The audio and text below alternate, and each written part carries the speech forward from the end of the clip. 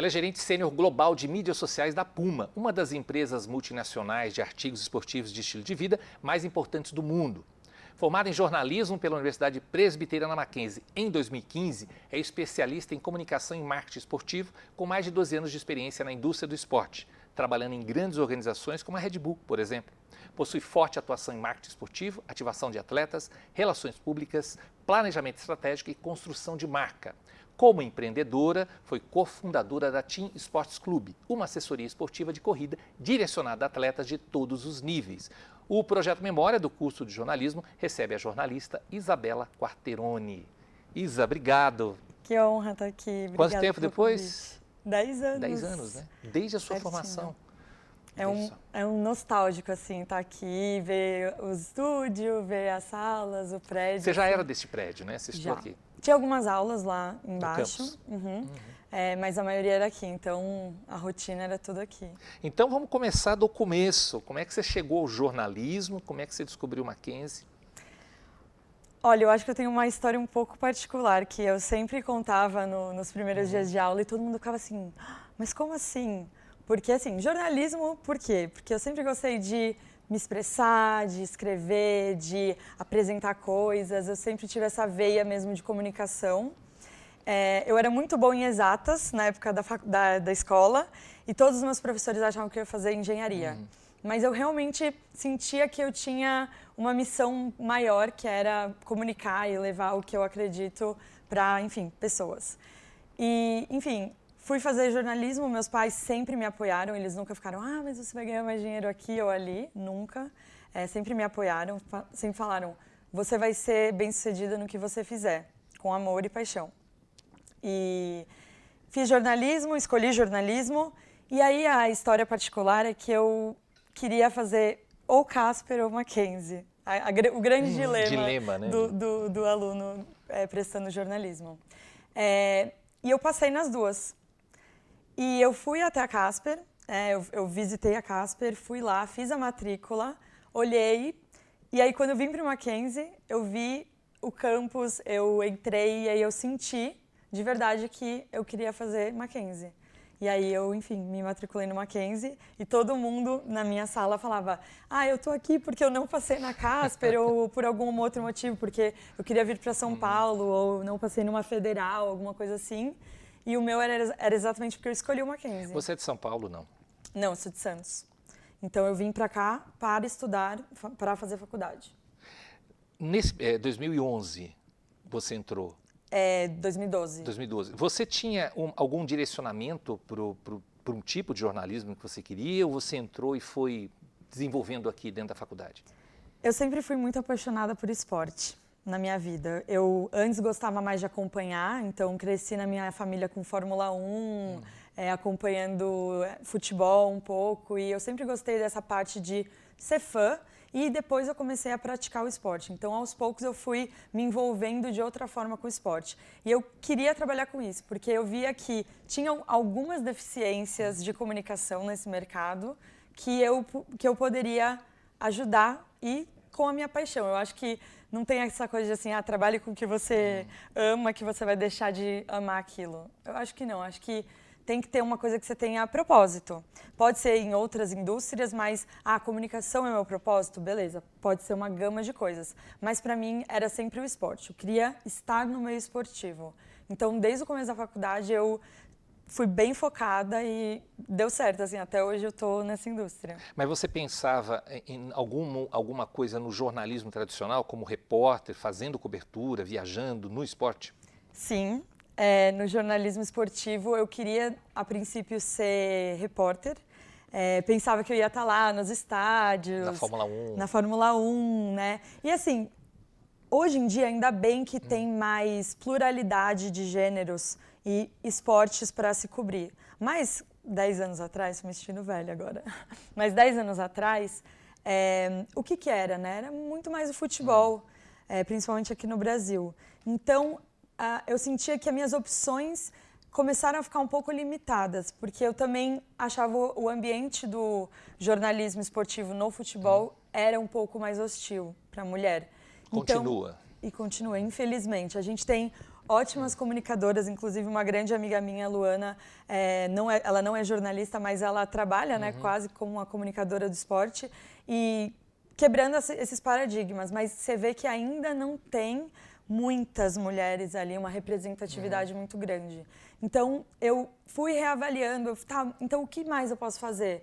Eu posso trabalhar na parte de comunicar eventos, comunicar atletas, então eu fui vendo essa outra possibilidade.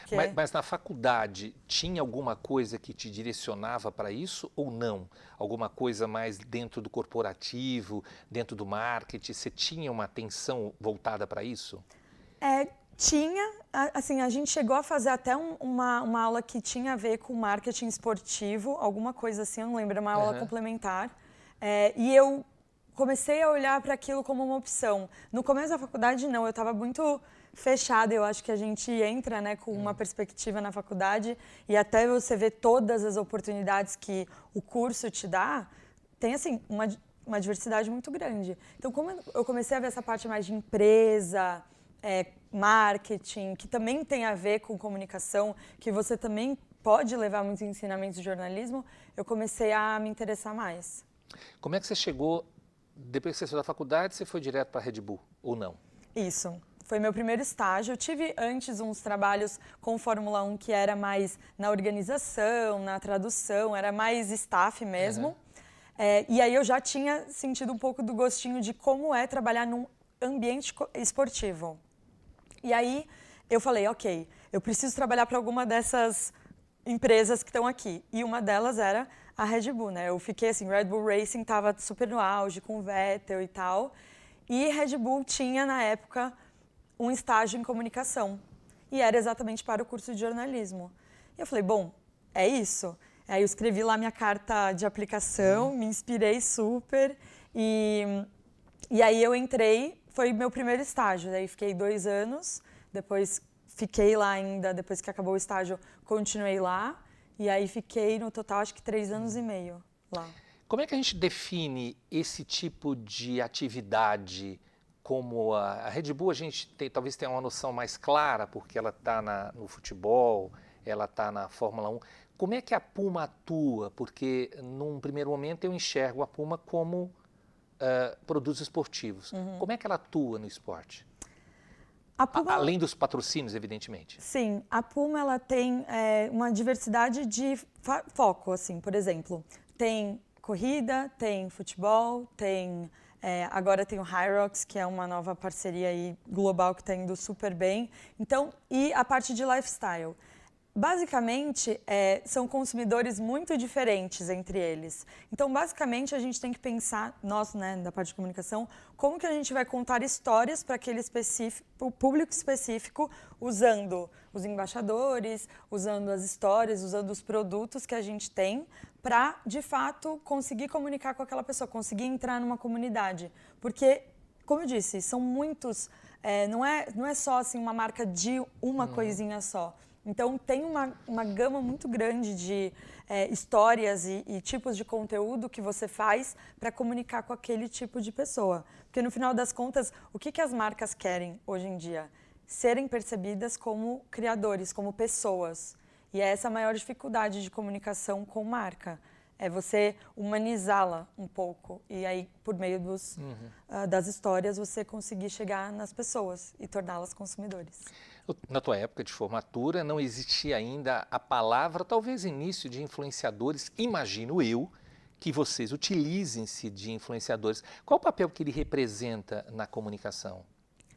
Ótima pergunta, sim. De fato, mal tinha, o Instagram estava começando nessa época. Eu lembro que, quando eu estava na faculdade, acho que nem tinha Instagram, porque eu lembro que o meu time abriu Puma Brasil, aqui no Brasil, e Red Bull Brasil. Então, a gente trabalhou no início dessas contas. Então, que dirá influenciadores. Mas foi uma coisa que cresceu, acho que logo assim na sequência.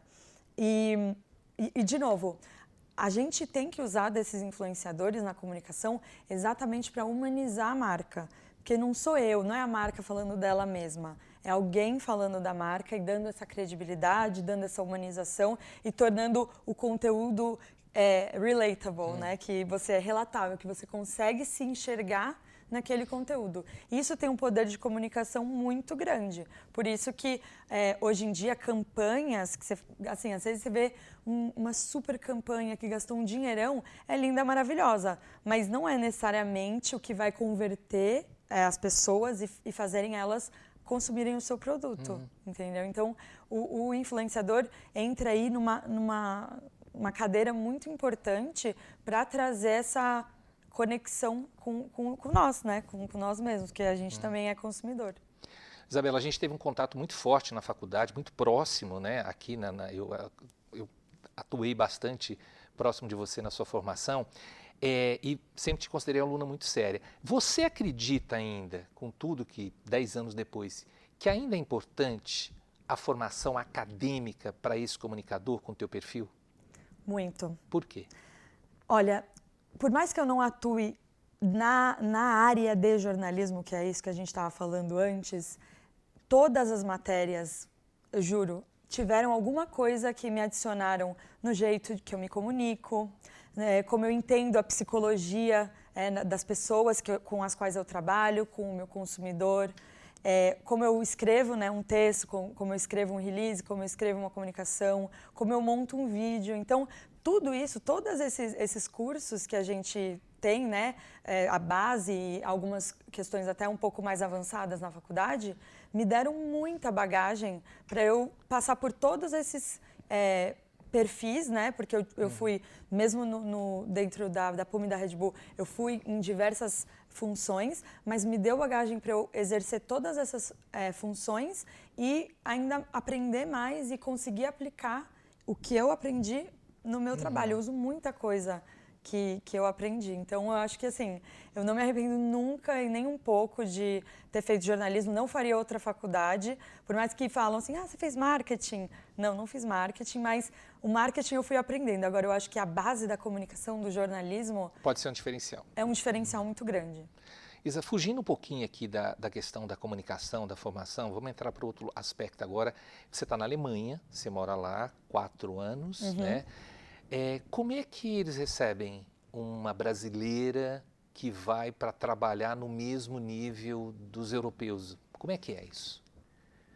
Olha, dentro da Puma sempre foi uma coisa muito receptiva, porque é um ambiente muito internacional, com muita gente jovem, então tem uma receptividade grande. Mas na cidade, de modo geral, eles têm uma coisa um pouco, não é na sua cara, é um pouco enrustido de quem é essa pessoa, o que ela está fazendo aqui, quais são as intenções dela, quanto tempo ela pretende ficar aqui, ela fala alemão. Então eles fazem uma análise assim de você. Por sorte, todas as pessoas do meu arredor, né, meus vizinhos, meus amigos próximos que não são brasileiros, têm um calor um pouco maior e uma receptividade maior. Mas, no modo geral, eles são um pouco mais frios para receber uma pessoa estrangeira. Falando um pouquinho ainda na tua área de esporte, você tem uma outra atividade, queria que você falasse um pouquinho dessa atividade, vamos dizer assim, paralela, né, que também envolve comunicação. Como é que vocês trabalham, você e seu marido, nessa questão da Hub? São 2 negócios, na verdade, que nós temos. Um é o Team Sports Club, é nossa assessoria de corrida e triatlon. Então, basicamente, nós fornecemos todo o apoio, todo o treinamento. E é interessante, desculpa, que vocês estão fora, mas dá para trabalhar com o pessoal aqui. Sim, exatamente. Quando nós fundamos o Team, a gente estava no Brasil, 5 anos atrás. E aí fomos juntando, a gente percebeu que tínhamos uma comunidade em volta de nós, no esporte, e o meu marido, ele é treinador de triatlon, de corrida, e eu falei, poxa, por que você não cria, né? Vamos criar um logo, vamos criar uma comunicação, vamos pensar em como contar essa história para as pessoas. E aí foi o que a gente fez, né? Nós criamos o Team, era para ser um acrônimo de Turtera, que é o sobrenome dele, Endorphin and Motivation, mas no final eu queria uma palavra genérica que fosse time mesmo, que tivesse esse sentimento de união. Foi crescendo, crescendo, crescendo. Hoje a gente está com 6 treinadores que ficam no Brasil, 4 treinos presenciais, 5 se for contar os finais de semana. E esse acompanhamento virtual, né? Todos os atletas têm os treinos, né, num aplicativo, tem a comunicação com o treinador, então tem todo esse cuidado e eu atuo na parte de comunicação, exatamente, fazer a parte de comunicação visual, então te coloquei um pezinho ali até no design, brinquei um pouco, né, tenho pessoas que também me ajudaram nisso. E a comunicação em rede social, a gente tem newsletter, por exemplo. Então, a gente tem que escrever textos para o Strava. Então, eu coloco um pouco mais também da minha veia jornalística nesse projeto.